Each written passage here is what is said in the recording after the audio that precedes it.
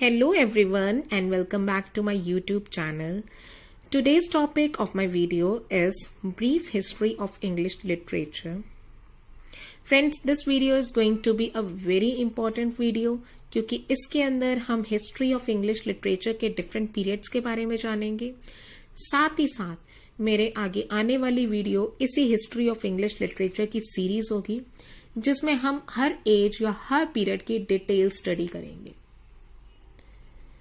हर as में, हर period में political, social and economic changes जो कि इंग्लिश लिटरेचर को इन्फ्लुएंस करती है उसके बारे में जानेंगे। डिफरेंट लिटरेरी मूवमेंट्स के बारे में जानेंगे। इंपॉर्टेंट राइटर्स, मेजर हो चाहे माइनर हो, विद देयर वर्क्स के बारे में भी जानेंगे। So in short, this video is the introduction to the history of English literature and my upcoming videos will be the detailed study of age-wise literature. Now, the history of English literature is divided into various periods like Old English, Anglo-Saxon period, Middle English period, Renaissance period, Neoclassical period, Romantic period, Victorian period, Modern period, and Postmodern periods. So these are the periods of English literature in chronological order.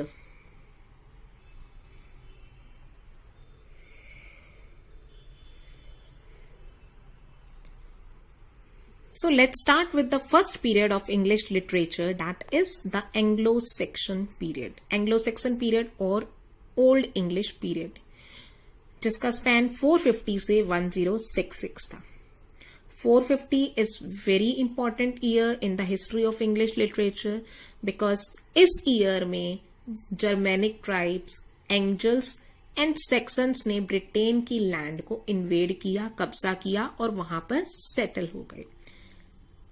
So 450 में Anglo Saxon invasion हुआ था और जो language, जो people की जो language थी वो मिली जुली लैंग्वेज थी। एंजल्स की लैंग्वेज थी, सेक्सन्स की लैंग्वेज थी और एंग्लो सेक्सन से पहले रोमन ने जो इन्वेजन किया था उनकी लैटिन लैंग्वेज थी। सो इस मिली जुली लैंग्वेज से जो लैंग्वेज बनी, that was old English language. So old English language में एक मेजर एपिक लिखा गया था जिसका नाम था बियरवुल्फ। इसका राइटर एनोनिमस है और इसके इंपॉर्टेंट राइटर्स थे सिनवल्फ, केडमॉन, बेडी। ये इंपॉर्टेंट एंग्लो सेक्शन राइटर्स थे और एंग्लो सेक्सन पीरियड 1066 तक था।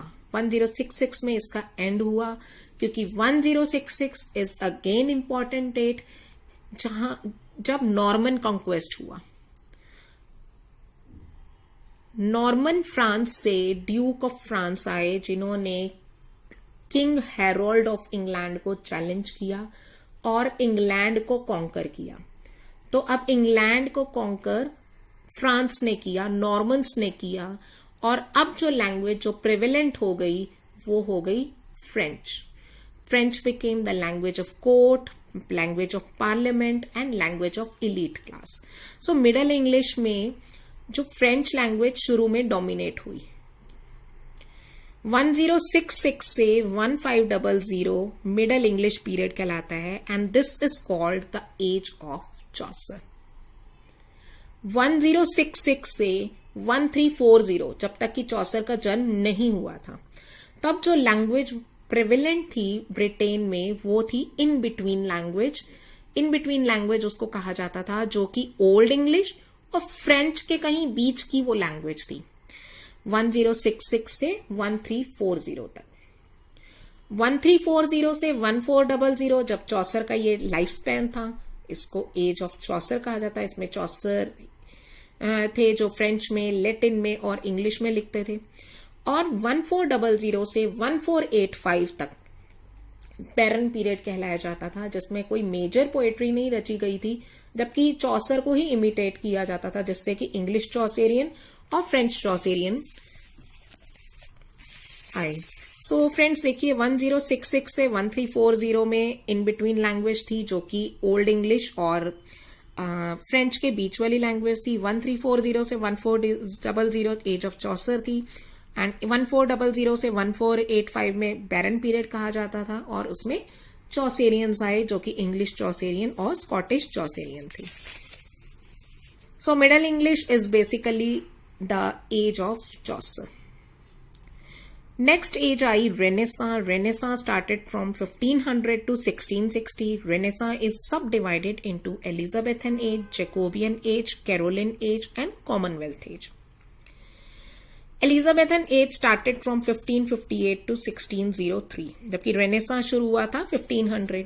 सो 1500 से 1558 में अर्ली रेनेसा राइटर्स आए, like William Tyndale who translated Bible into vernacular, Tottel miscellany जिसमें व्याट और सुर्रे की ये सोनेट सीक्वेंस है, रॉजर एस्चम जो एलिजाबेथ के ट्यूटर थे, एंड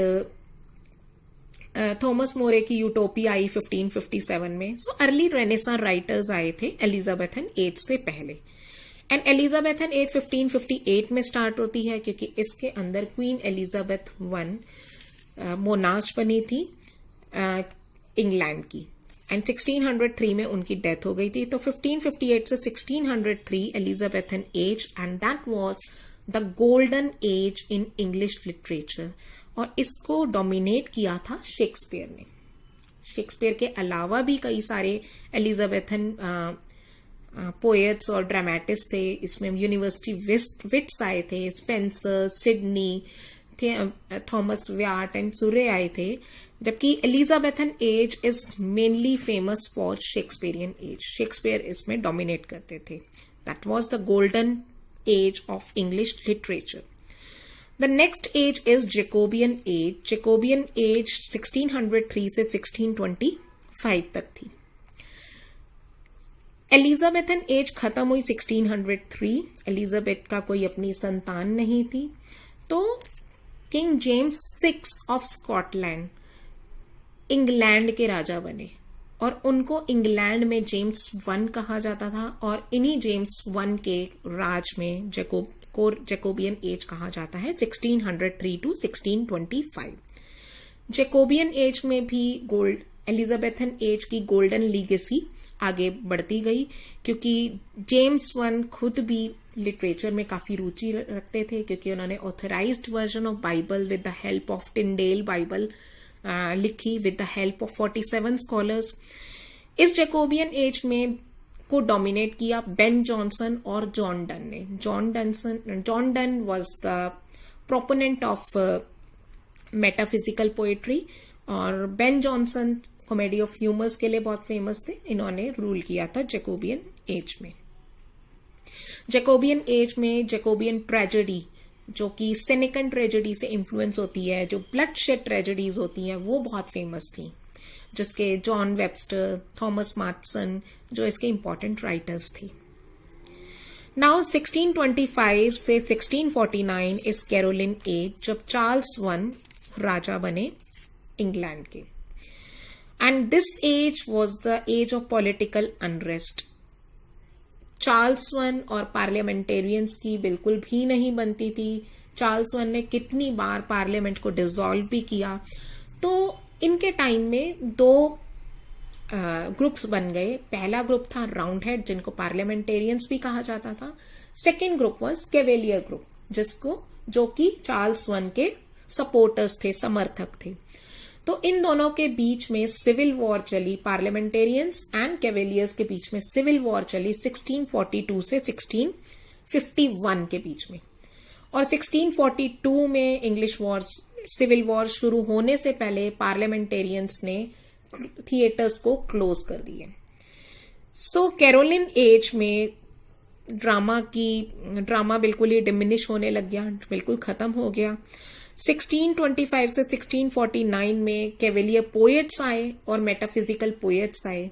जॉन डन तो प्रोपाउंडर थे, जिन्होंने जैकोबियन एज में लिखा, और इनके बाकी साथी इनमें मेटाफिजिकल पोएट्स यहाँ पे इस एज में लिखते थे. नाउ 1649 से 1660 is the Commonwealth age. 1649 was the year when Charles I was executed when उनको फांसी लगा दी 1649 में.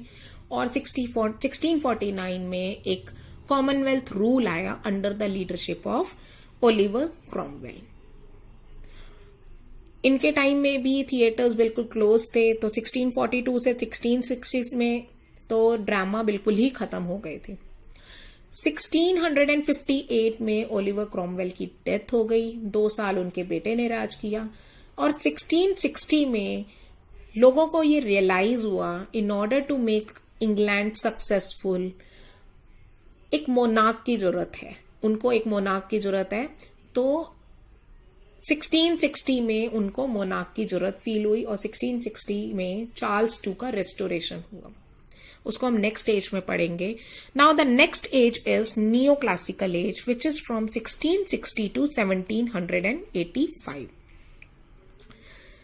नियो क्लासिकल एज को नियो क्लासिकल एज इसलिए कहा जाता था क्योंकि ये क्लासिकल एज को इमिटेट करते थे। Classical authors of Rome and Greece को ये इमिटेट करते थे। It was the age of reason, it was the age of rules and decorum. So neoclassical age को भी डिवाइड किया गया है Restoration age, Augustan age and age of sensibility में।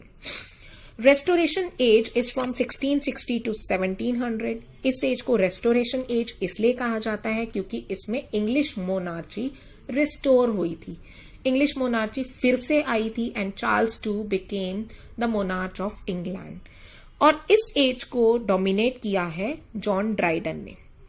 जॉन ड्राइडन ने इस एज को डोमिनेट किया है। 1660 में थिएटर्स ओपन हो गए थे, बट अब जब थिएटर्स ओपन हो गए थे तो उसके अंदर फीमेल भी पार्टिसिपेट करते थे, फीमेल्स भी उसमें रोल्स करती थी। और जो ड्रामा आया that was entirely different from Shakespearean drama. अब का जो ड्रामा था it was based on the manners of the society. इसको तभी कहते हैं रेस्टोरेशन कॉमेडी को कहते हैं comedy of manners, manners of the society को इमिटेट करते थे। अब जो प्लेज होते थे वो गैम्बलिंग, ड्रिंकिंग और सेक्सुअलिटी को पोर्ट्रे करते थे। So Restoration age comedy of manners के लिए भी फेमस है एंड इसको रूल किया था जॉन ड्राइडन ने, इसको डोमिनेट जॉन ड्राइडन ने किया था। Next is Augustan age which is from 1700 to 1745। Augustan age किसी मोनार्क के नाम पे नहीं है, इंग्लैंड के मोनार्क पे नहीं है, बल्कि ऑगस्टन सीजर ऑगस्टस जो कि एम्परर थे रोम के, उनके नाम पे है, क्योंकि इस समय बहुत सारे इंपॉर्टेंट पोएट्स आए थे रोम में, like Horace, Virgil and Ovid. तो ये बहुत सारे इंपॉर्टेंट वहां पे पोएट्स आए थे, इसलिए इसका नाम ऑगस्टन एज रखा गया और इसको डोमिनेट किया अलेक्जेंडर पोप। फ्रेंड्स, मैंने John Dryden, Alexander Pope, Shakespeare, University Wits, John Donne, इन सब पे डिटेल में वीडियोस बनाई है। Please check those videos because those videos are going to be very helpful to you. Next is age of sensibility, which is also called transition period. Age of sensibility is from 1745 to 1785. इसको age of Dr. Johnson भी कहा जाता है and this period is called transition age because इस age में neo classical as का जो rules थे, जो डेकोरम थे, वो थोड़े थोड़े टूट के अब वो रैशनलिज्म की तरफ जा रहे थे, टुवर्ड्स इनर पीस की तरफ जा रहे थे। So this is called transition period from neoclassical to romanticism. So age of sensibility was dominated by doctor Johnson. So the next age is romantic age. Romantic age is from 1785 to 1832। वैसे romantic age 1798 से कहा जाता है with the publication of lyrical ballads written by Coleridge and Wordsworth. But 1785 से भी romantic as की शुरुआत की जाती है क्योंकि इसके अंदर बहुत सारे pre romantic writers like Robert Burns आए और इसमें गोथिक नॉवेल्स लिखी गई। Gothic novels like Horace Walpole की The Castle of Otranto, Ann Radcliffe की द मिस्ट्रीज ऑफ उडोल्फो, तो और मैरी शेली की फ्रैंकेनस्टीन, तो ऐसी काफी सारी गोथिक नॉवेल्स इसमें आई। तो 1785 से 1789 भी प्री रोमांटिक राइटर्स का जन्म हुआ.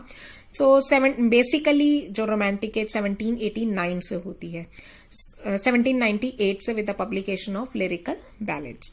सो रोमांटिक एज में हम पढ़ेंगे first generation romantic writers, second generation and third generation romantic writers. First generation romantic poets में Blake, Wordsworth, poet Coleridge. Second generation में Byron, Shelley, Keats. Third generation में then lake poets आते हैं. Lake poets कहा जाता है Wordsworth, Coleridge, Southey. So first generation and second generation romantic poets romantic poetry में हम पढ़ेंगे. And this age was basically the age of poetry.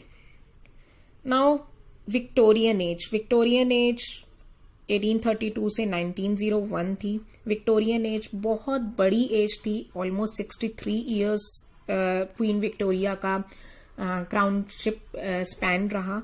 तो क्वीन विक्टोरिया में नॉवल प्रोमिनेंट हो गई और उस टाइम में कंडीशन ऑफ इंग्लैंड नॉवेल्स लिखी जाती थी, जिसमें चाइल्ड लेबर, इंडस्ट्रियलाइजेशन, इसके बारे में बात की जाती थी. तो Charles Dickens dominated this Victorian age. Charlotte Bronte, Bronte sister Elizabeth Bronte, Anne Bronte, ये सारे इस विक्टोरियन एज के अंदर आते हैं. Now let's come to the modern age, which is from 1901 to 1945. This modern age saw two world wars. First World War was from 1914 to 1918. Second was from 1939 to 1945. इसके अंदर हम war poet like Sassoon, Robert Brooke, इन सब के बारे में पढ़ेंगे. Rudyard Kipling के बारे में पढ़ेंगे. इस मॉडर्न एज के जो इंपॉर्टेंट पोएट्स हैं वो है T S. Eliot, W.B. Yeats, Ezra Pound, Samuel Beckett, James Joyce, Sylvia Plath. So these are the important poets of modern age which जो कि कियोस, एनार्की, इन सब के ऊपर पोएम्स लिखते थे. Next is post modern age, जो कि 1945 से टिल डेट तक होती है. इसके अंदर हम टर्म्स सुनेंगे जैसे theatre of absurd, comedy of menace. Comedy of menace में जैसे Tom Stoppard, Edward Albee, Samuel Beckett, Harold Pinter, इन सब के बारे में हम पोस्ट मॉडर्न एज के बारे में पढ़ेंगे. So friends, this was all about the introduction to the history of English literature. Friends, if you like my video, then please press the bell icon, like my video and share my video. Thank you. Have a nice day and best of luck for your exams.